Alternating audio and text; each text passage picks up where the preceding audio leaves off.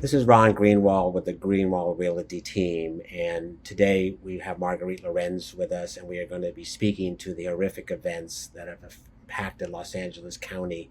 And I want you to know that our hearts are with you, our prayers are with you, and our goal for the Greenwald Realty team is to add a resource page that we have vetted through Charity Navigator, because we want everybody to reach into their pocket and hopefully send a few dollars, whatever they can, dollars, clothing, food to the people in need. And we will have those resources available to you on our website as soon as possible.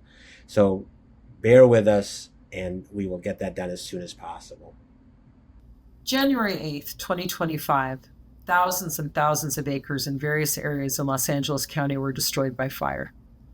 Most of the charming town of Pacific Palisades is gone. So many homes swept away.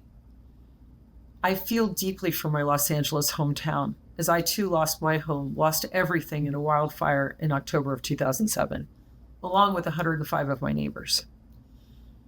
I know some about what you're facing, and first, self-care is the most important, so you are safe to feel everything. Drink water, rest, be with people who love you. The time for figuring stuff out will come. The helpers will come. You don't have to decide about anything regarding the house today. There will be forms, offers, inspectors, adjusters, potentially scammers, and a lot of hoops to negotiate. Be okay with this. Be okay with the time it takes to figure it all out, because you're healing at the same time as you restore order. There will be investigations, analysis, and busy attorneys. This takes time. Resolution requires hours and months of communication. Patience. How can you be patient? Because so many people all need help at once. Because this time, the loss of property was crazy enormous. Because if you have your family, your pet, your health, and your future, you're okay. Help is on the way. Stay open. Say thank you a lot. Say yes when offered help. Say, I don't know, and please help. It's your turn to receive today. Love to everyone affected. Marguerite, thank you. This is such an horrific, we try to find the words to convey, and all I keep thinking is to hug everybody and try to get them through this. And like we were speaking, I sense the idea of losing a child. I know it's not exactly the same. If you got your, it's not the same, but it's just some of these people who are 60, 70, 80, 90 years of age, who have lived in their home 50, 60 years. They have lost their child. They have lost their loved one. I just can't even imagine the pain and the recovery that they're going to have to endure. Well, part of it is too, Ron, that, that is our safe place. There are thousands and thousands of decisions we make over our lifetime, especially when we find our forever home. We fix it up, we remodel, we buy certain furniture, we solve problems. And once solved, we never think about them again.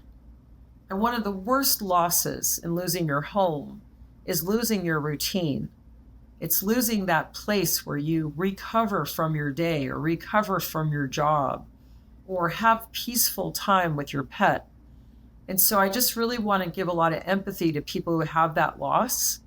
You feel kind of lost. You feel numb. It's hard to make decisions when you're grieving and you go to reach for something and it's not there anymore. And that takes time to heal that. Forgive yourself if you can't find the thing you were looking for. I'm hopeful with all of the responders and with all of the great organizations in Los Angeles, everyone's getting what they need right now. Maybe not what they want, but they're at least getting their needs met. And as we move into recovery at some point in time, for me, it's all of those ones who are not directly impacted that want to do something, that want to give a check, that want to give a donation. And we know there are bad hombres out there that are going to create organizations, .orgs, that are not the right intent. So speak to that and help the listener understand what to do to make sure the money's going to where they want it to go. Well, let's be really careful with any of the quick GoFundMe posts and the sites or people asking for funds. I like to use charitynavigator.org. It itself is a charitable organization, but what it does is it takes a good close look at how the money is spent, and you can actually see ratings for different charities. So if someone sends you the name of a charity and says, please help, be helpful, but go check them out on Charity Navigator before you send the money. There's a lot of look-alike charities too. So there might be a letter or a number off in the web address, and you might not notice that. But if you do your giving through Charity Navigator, they might ask for a payment or something. That's okay. Make it small. You don't have to give Charity Navigator anything. But this way, you know that the funds are actually going to go where you sent them. And personally, I like to help out with food banks. I like to check out those food banks before I send the money, because that tends to be a central spot, because it's not just food. It could be toiletries. It could be sundries. There's a lot of donations happening. And the other part of it too is that some people are really unprepared for anything like this, and they're going to get help. When I lost my home, one of the most stunning things to me were how many people in the community showed up with clothes for my kids. I stayed with a family member. I went to the FEMA office. Well, the office was set up at a local park. But in addition to FEMA, there was Salvation Army, and there was Sushi, which is a Taiwanese charity that comes everywhere to help where they can. There were so many great organizations, American Red Cross. I had to submit and have forms filled out. I had to offer my ID. They want to be careful about who they're giving assistance to as well. They've got a list of addresses that were affected. So I know there's bureaucracy. I know that things take time, but be patient with it, because then people get a chance to do the right thing. And you talk about the handling with the insurance company. I think that's a big part of it.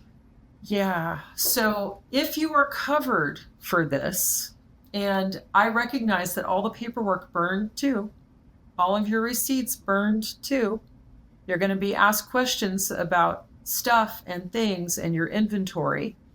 This requires a monk's patience. This requires getting quiet sometimes so you can make the lists. But the most important thing I can suggest, be kind to the people that show up to help.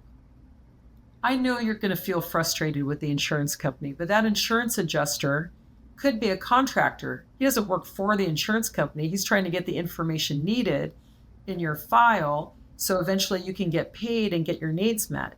So all along the way, there are going to be helpers. All along the way, there's going to be bureaucracy. Try to be kind. Try to be good. Try to be sweet. You'll get a lot more help that way. And in the big picture of this horrific apocalyptic event, we come back to this. I hope they had a plan. Yeah, well, we know a lot of people didn't. And I want to suggest that you carry pen and paper. However you can acquire those things, make notes. If you're making notes in your phone, if you've got a charger for your phone, make notes where you can, because you're going to forget stuff. Grief has a weird way of making it hard to think, right? So you're going to need to make lots of lists. Well, as I say, both Marguerite and I just want to send our prayers, our thoughts, our hugs to everybody impacted. Both of us, both Marguerite and I, are Los Angeles people. We know every inch of that territory. Again, we can't even begin to Marguerite did live your situation. I have not personally lived that situation, but my grandmother lived in Altadena. My grandfather lived in the Palisades. And so it is very close to home, and it is a gut-wrenching watch on the television to see what's going on. So I hope you will take some of the words of wisdom from Marguerite and really relax as best you can. Yeah, allow the help. I recognize that a lot of us want to get it all figured out and get life back to normal as quickly as possible. As you look around, shops, homes, streets, highways, everything's been affected by this. And this is a precious time. It's a precious time to connect with the people that you love.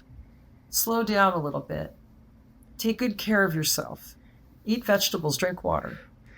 And maybe that family member who you haven't had that relationship with in a while is an opportunity to reconnect and have an open discussion as to how can we come back together, because you may need that place to live for a while or hang out for a while.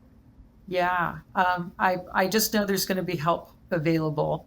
And let's talk a little bit about planning. Once you feel recovered, your perspective is going to change. And maybe you already had an estate plan. Maybe those documents actually were lost in the house. You reach out to your attorney. Let them know you're okay. Ask questions. Keep that relationship too. If you have any advisors in your life, connect with them. Let them know you're okay and that you might need their help. Tax season is upon us. How are you supposed to prepare your tax if you can't even receive mail at your address? There's going to be some adjustments to make. So take it easy on yourself and ask for help. Thank you, Marguerite. We really appreciate it. And again, we both are sending our prayers and our good wishes and our hugs to everybody impacted. And we will all be here to try to make Los Angeles the thriving community it once. It is, and it will be. It always comes back. It will come back. Thank you so much, Ron. Marguerite Lorenz, thank you for joining me today in a week that has been horrific for both you and I. Have people who have grown up and spent many, many years in Los Angeles watching the grieving faces of so many people that we don't know personally, but we feel like we do know because we've been their neighbors growing up. Thank you for coming on today, Ron Greenwald.